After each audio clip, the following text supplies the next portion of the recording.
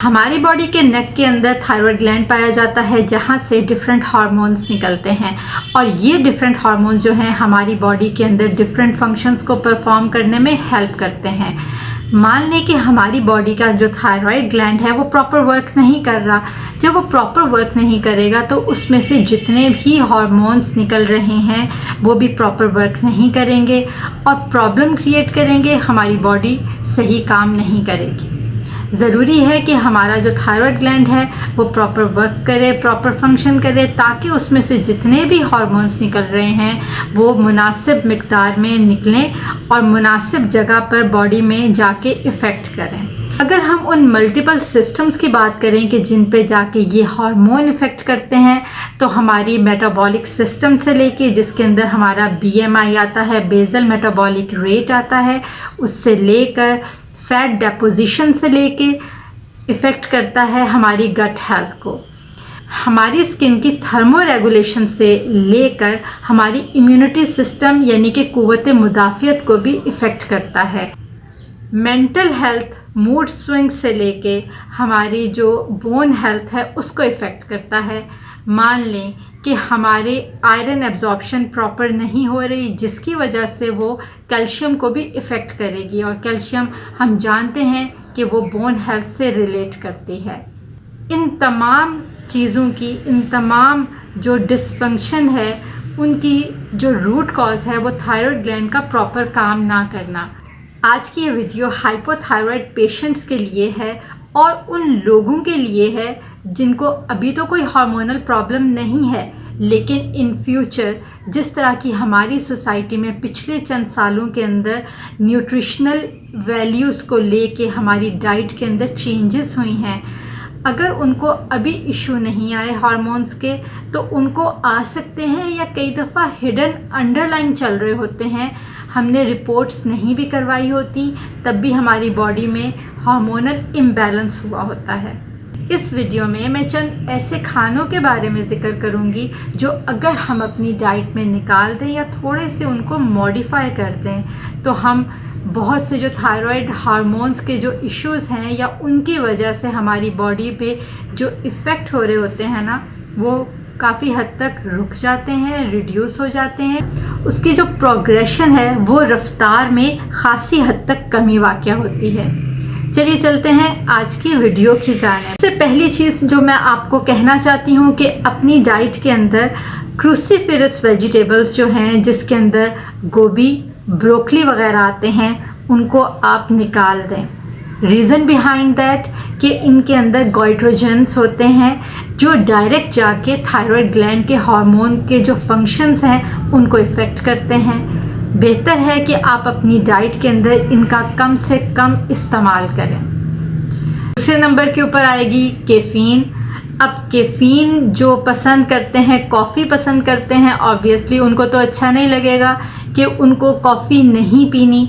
आप एटलीस्ट उसको रिस्ट्रिक्ट कर सकते हैं, क्योंकि कैफ़ीन आपको पता है कि स्लीप डिस्टर्बेंस करती है और जब आपको एक स्लीप डिस्टर्बेंस के इशू होंगे तो ऑब्वियसली ऑलरेडी जो हाइपोथायराइड पेशेंट्स हैं जिनमें मूड स्विंग्स हो रहे होते हैं, ये उनको ज़्यादा इंटरफेयर करेगा स्लीप डिस्टर्बेंस। तीसरे नंबर पे मैं ज़िक्र करूँ ना कि ऐसी कौन सी चीज़ है जो आपको अपनी डाइट के अंदर नहीं लेनी, तो वो आता है सोया प्रोडक्ट्स।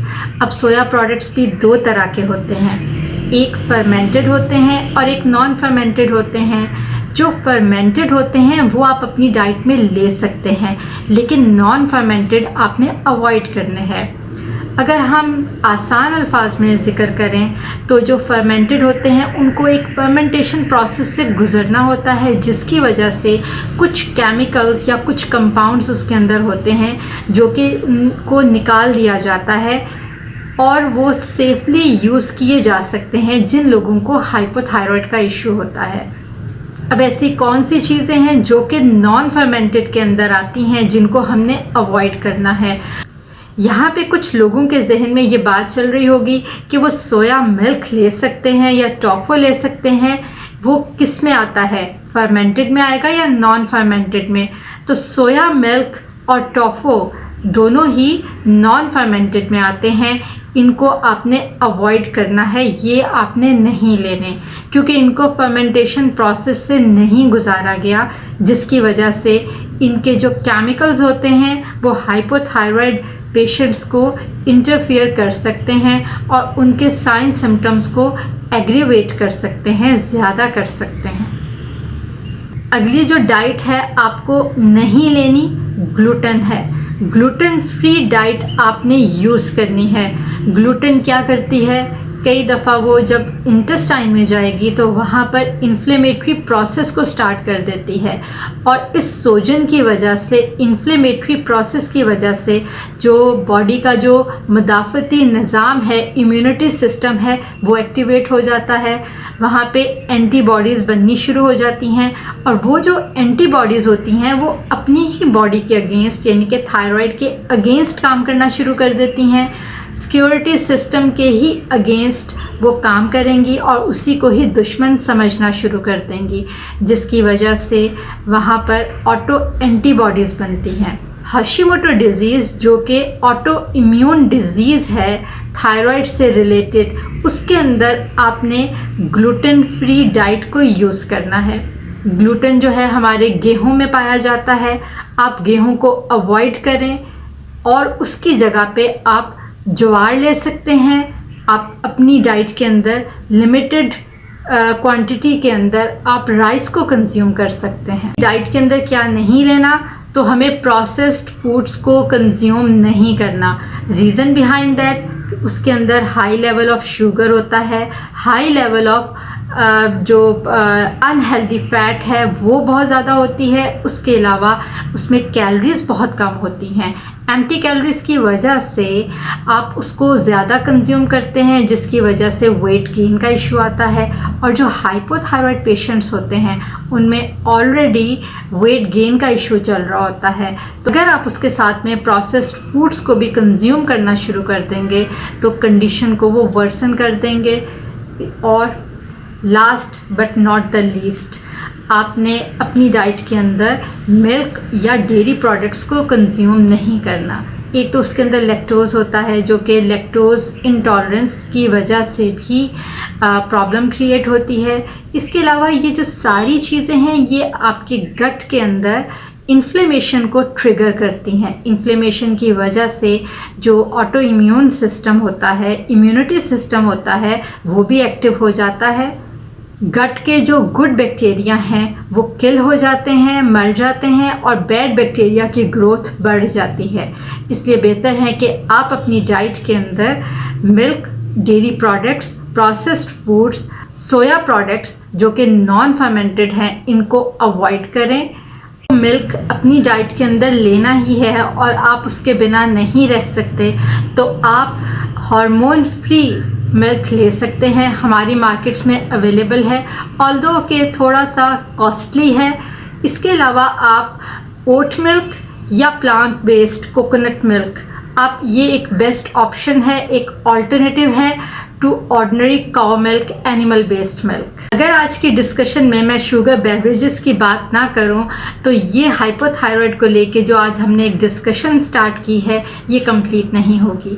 शुगरी बेवरेजेस लेने की वजह से इमीडिएट ब्लड के अंदर शुगर स्पाइक बढ़ती है, जिसकी वजह से इंसुलिन रेजिस्टेंस होने के चांसेस बढ़ जाते हैं। जो ऑलरेडी डायबिटिक पेशेंट्स होते हैं उनको शुगर जो इंसुलिन ले रहे होते हैं वो असर नहीं करती, या जिनको शुगर अभी डेवलप नहीं हुई होती उनमें टाइप 2 इंसुलिन के चांसेस, जो डायबिटीज़ होते हैं उसके चांसेस बढ़ जाते हैं।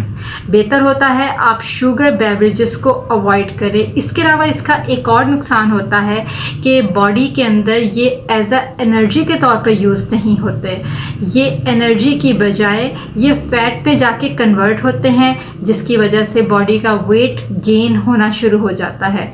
हाइपोथायराइड की वजह से हार्मोनल इम्बैलेंस हुआ है, जिसकी वजह से आपका ऑलरेडी वेट गेन हो रहा है, और ऐसी सूरत पे अगर आप शुगर बेवरेजेस को भी लेंगे तो जो नेगेटिविटी है वो एडअप होती जाती है।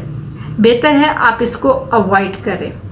उम्मीद करती हूँ कि आपको आज की डिस्कशन अच्छी लगी होगी। अगर आपको वीडियो अच्छी लगी हो तो आप इसको लाइक ज़रूर कीजिएगा और कमेंट सेक्शन में हमें ज़रूर बताइएगा, क्योंकि आपके फीडबैक से हमें अगली आने वाली वीडियो के बारे में बहुत पता चलता है कि आप कौन से टॉपिक्स पे हमसे वीडियो चाहते हैं। इसके अलावा कोशिश ज़रूर कीजिएगा कि आप किसी अपने प्यारे को, जिसको ऑलरेडी हाइपोथायराइड हो, ये वीडियो शेयर करें, क्योंकि नॉलेज शेयर करने से बढ़ता है। इंशाल्लाह मिलते हैं अगली वीडियो में नए टॉपिक के साथ। अपना ढेर सारा ख्याल रखिएगा, क्योंकि सेहत है तो जहान है।